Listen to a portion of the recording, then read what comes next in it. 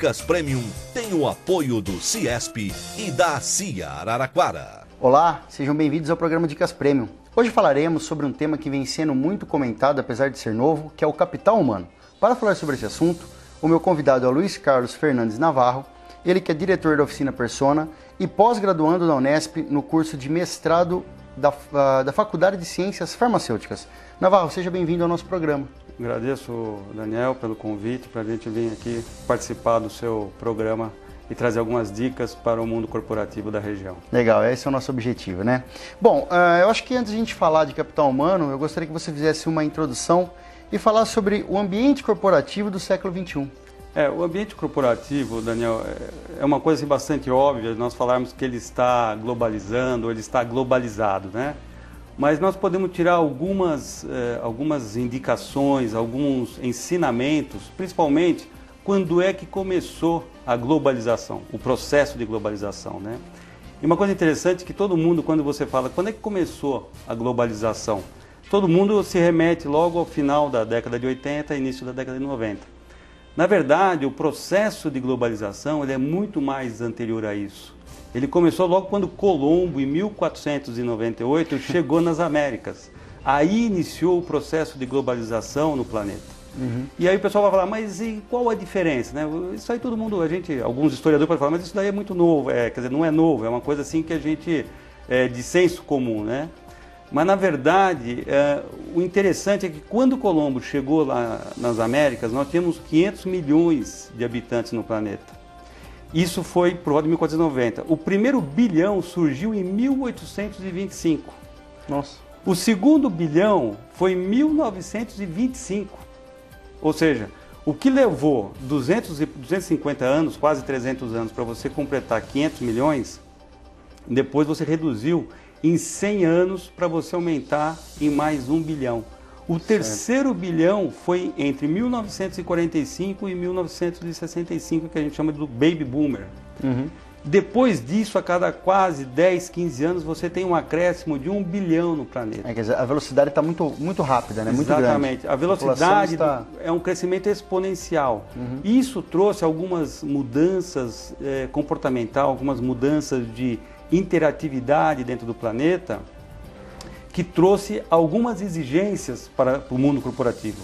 Por exemplo, quando iniciou a Revolução Industrial, muitas coisas você não tinha necessidade, por exemplo, de saber o que o seu cliente esperava daquele produto.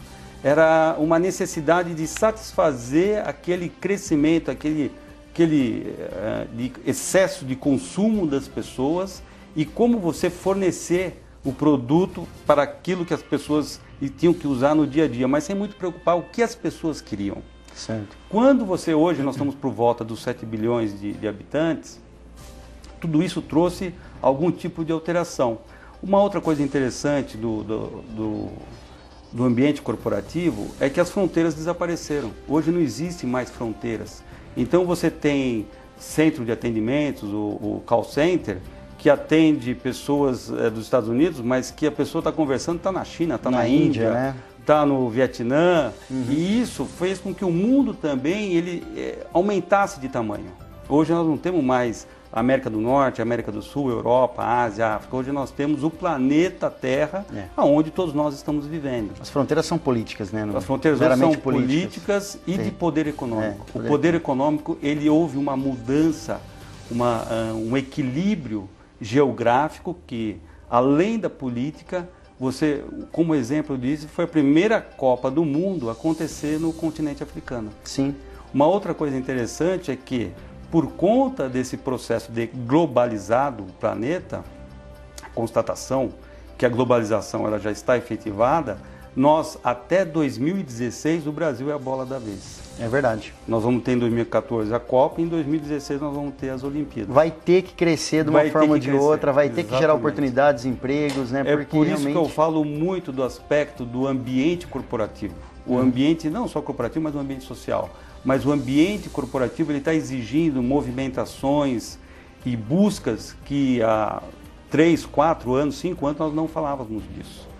E isso trouxe, de fato, uma preocupação com relação ao capital humano, não só no Brasil, mas um dado interessante, a Alemanha hoje é um país que está buscando maneiras de acelerar o desenvolvimento do seu capital humano. Muitas vezes a gente pode falar, não, o Brasil vai ter um apagão de capital humano. Isso não ocorre só no Brasil, isso é uma busca mundial. Estados Unidos hoje é um país que no ranking dos países mais criativos, os Estados Unidos não está nem entre os 10 primeiros. Hoje você tem o país que é considerado o país mais criativo na área tecnológica, é a Irlanda. Irlanda? Irlanda. Eu chutaria Islândia. Da Nokia, Exatamente. A Irlanda, do Linux. A Irlanda, ela começou há muito tempo atrás, porque a Irlanda, o que a Irlanda tem? Ela tem um país muito pequeno, pedras, montanhas.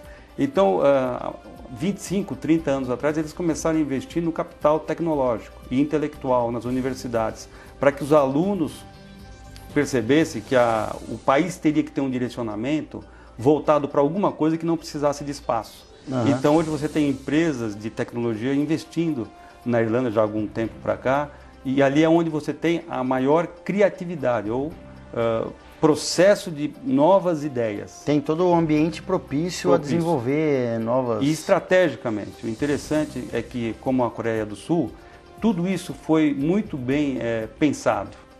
Não foi algo que foi fisiológico, não, nós precisamos fazer porque isso está acontecendo. Uhum. Isso já veio sendo elaborado há algumas décadas. E é isso que o Brasil precisa começar a pensar para essa década e até 2030, 2040, que é onde o Brasil vai ser um grande player, nós vamos estar entre os 5 maiores do planeta. Chegou a hora, né? No Brasil chegou a hora dele. Agora ou vai ou racha.